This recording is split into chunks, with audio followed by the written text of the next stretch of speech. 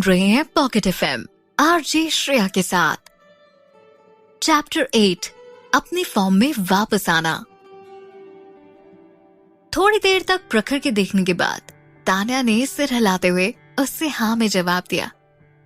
तभी प्रखर ने खुश होकर मुस्कुराते हुए उससे कहा, ये तो बहुत अच्छी बात है और बहुत अच्छा है कि आपकी याददाश्त वापस आ गई। चलो अब हम अपने पास्ट की सारी बातें भूलकर एक नई शुरुआत करते हैं। दीदी, इस साल मेरी ग्रेजुएशन होने के बाद ना मैं प्रॉमिस करता हूँ मैं हमारी फैमिली को सपोर्ट करने के लिए बहुत मेहनत करूंगा। आपकी जो भी प्रॉब्लम्स है ना वो सब सॉल्व कर दूंगा। आप अभी भी बहुत वीक हो, इसलिए आप घर पर रहकर ना बस आराम करना। आप सब कुछ बस मुझ पे छोड़ देना दीदी। मैं हम तीनों के लिए ना बहुत सारे पैसे कमाऊंगा और देखना आप, मैं सब कुछ ठीक कर दूंगा। प्रखर बहुत सारी उम्मीदों का दामन पकड़े अपने घर के लिए कुछ अच्छा करना चाहता था।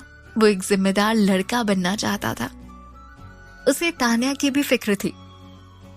एक अच्छे भाई की तरह उसे अपनी बहन का ख्याल था।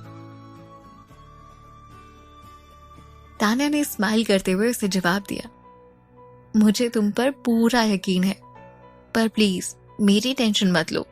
मैं सच में बिल्कुल ठीक हूं। तान्या को प्रखर की आंखों में उसके लिए बहुत सारी चिंता दिखाई दे रही थी।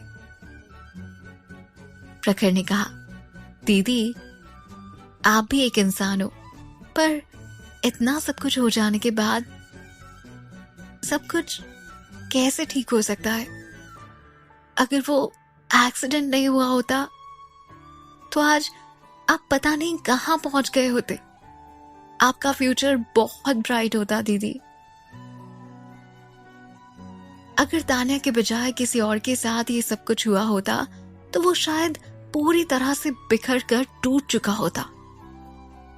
कोई भी निराश हो जाता अगर किसी के साथ इतना बुरा हुआ होता।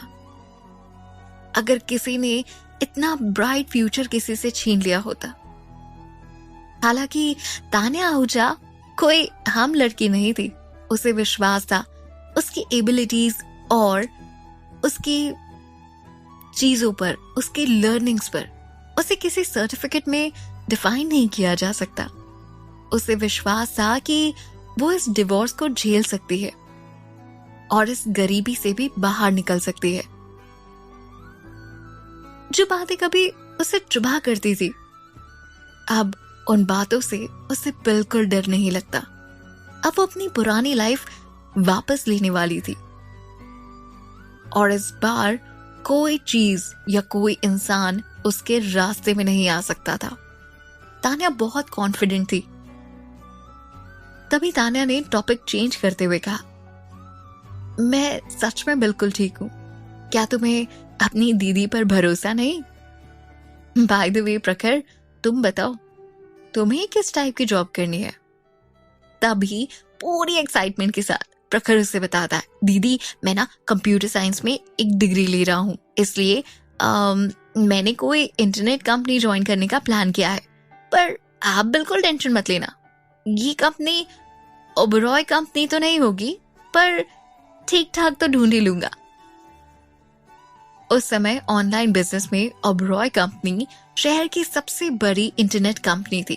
पहले ओबरॉय कंपनी सिर्फ होटल्स या फिर रियल एस्टेट का काम करते थे, पर आदित्य ने उनका बिजनेस ऑनलाइन बिजनेस से बढ़ाकर इंटरनेट कंपनी खोल ली थी, जो उस समय सबसे बड़ी इंटरनेट कंपनी बन चुकी थी।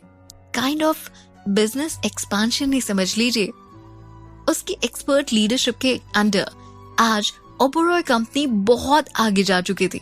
आदित्य ओबरॉय का नाम देश के टॉप 10 आदमियों में से एक होता था और उसे बड़ी ही रिस्पेक्ट के साथ लिया जाता। आफ्टर ऑल इतनी कम उम्र में इतने बड़े अचीवमेंट आखिर हर किसी के हाथ नहीं लगते। ये सब सोचकर तान्या ने उसे समझाते हुए कहा, ओबरॉय कंपनी के पास बेस्ट टेक्नोलॉजी है, अच्छा मैनेजमेंट है, अच्छे बेनिफिट्स भी हैं। इसलिए तुम्हारी तरह एस्पायरिंग प्रोग्राम्स के लिए ये सबसे अच्छा प्लेटफॉर्म है। मुझे लगता है तुम्हें तो यहाँ जरूर जाना चाहिए। तान्या ने उसे समझाने की कोशिश की थी, लेकिन शायद ये बात प्रखर पर दूसरी तरह रिएक्ट कर गई। प्रखर ने गुस्सा होते हुए से जवाब दिया, ये तो मेरे मरने के बाद ही हो सकता है। उन्होंने आपके साथ इतना सब कुछ बुरा किया, मेरे लिए बिल्कुल पॉसिबल नहीं है कि मैं उस कंपनी में काम करूं जहां ऐसे लोग रहते हैं। तान्या मुस्कुराई और उसने कहा, ठीक है, अगर तुम नहीं चाहोगे और तुम नहीं चाहते तो मैं तुम्हें वहां जाने के लिए कभी फोर्स नहीं करूंगी। फ्यूचर में हम अपनी खुद की एक छोटी सी इंटरनेट कंपनी खोलेंगे, वहां चलेगा? तान्या ने बात संभालते हुए कहा। प्रखर तान्या की इस बात से काफी खुश था और एक्साइटमेंट के साथ उसने कहा, दीदी मैं तो हमेशा से यही चाहता हूँ, आप मुझ पर भरोसा करो, मैं आपको एक दिन जरूर प्राउड फील करवाऊंगा, देखना आप। प्रखर की बातें सुनकर तान्या को यकीन होता है कि उसका भाई एक दिन जरूर कुछ ना कुछ कर दिखाएगा। तान्या हमेशा प्रखर का साथ देना चाहती थी। उसके साथ अगर कुछ भी बुरा हुआ तो वो उसके साथ रहेगी हमेशा, अच्छे वक्त में बुरे वक्त में हमेशा वो उसे संभालना चाहती थी और उसने ऐसा किया भी है और आगे करने की इच्छा भी है।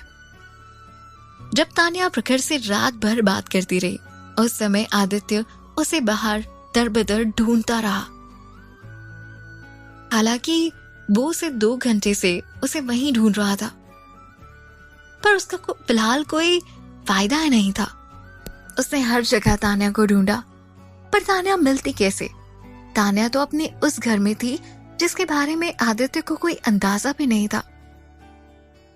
शायद वो पागलों की तरह इस तरह उसे ढूंढ रहा था कि उसे इस बात का एहसास हुआ, और ये एहसास तब हुआ जब अनु ने उसे कॉल किया और पूछा, आदित्य तुम सो रहे हो क्या? डेली रात में आदित्य को कॉल करना अनु की आदत बन चुकी थी, पर आदित्य को उससे बात करना बिल्कुल अच्छा नहीं लगता था और उसकी रूटीन लाइफ के बारे में वो बार बार सुनने में कोई इंटरेस्ट भी नहीं रखता था। इसलिए उनके लेट नाइट कॉल्स हमेशा हेलो और गुड नाइट पर ही खत्म हो जाते थे। आदित्य ने बिना इंटरेस्ट दिखाते हुए उससे पूछा, नहीं मैं अभी भी जाग रहा हूँ, तुम्हें बात करनी थी? उतने में अनु ने कहा, आरफ कैसा है? वो कल लंच के टाइम कुछ ठीक नहीं लग रहा था। अनु ने झूठी केयर दिखाते हुए पूछा। वो जानती थी कि उसे वहां होने से आरफ को प्रॉब्लम हो रही थी। अपनी इमेज बचाने के लिए वो ये सारा दिखावा कर रही थी और ऐसा दिखा रही थी जैसे उसने सब कुछ नोटिस ही नहीं किया। आदित्य ने कटा सा जवाब दिया। उसने कहा, हाँ वो ठीक है, अभी सो रहा है।